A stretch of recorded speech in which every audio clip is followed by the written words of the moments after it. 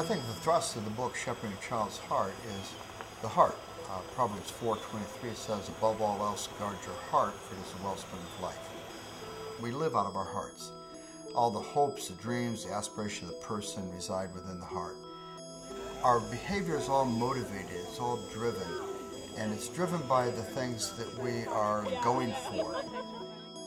For example, pride is a motivator, self-righteousness, anger, self-love, rebellion, desire to be approved by others, the fear of man.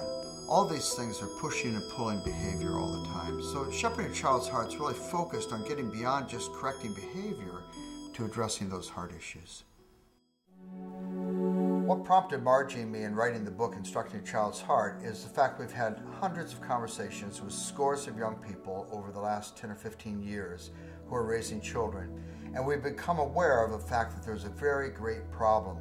Parents don't spend enough time in what I'm calling formative instruction. They don't spend enough time giving their children a worldview that is large enough to support the expectations that they have of their kids. And so we're really emphasizing the Deuteronomy 6 material in this book. Moses says there, you teach these things to your kids when you walk along the way, when you lie down, when you rise up. It's something we're involved in all the time. We're giving them a worldview that is accurate and biblical and true. I like the way it says it later in that chapter. It says, these things shall be upon your hearts, and you shall impress them on your children. It's that truth that we need to be impressing on our children that I want parents to have a vision for. To realize that this parenting task is not just managing kids. It's not just about soccer class and lessons and all those other things, but it's really about helping kids understand the world biblically. Shepherding a Child's Heart has a focus on the things that underlie behavior, getting to those heart issues that drive human behavior.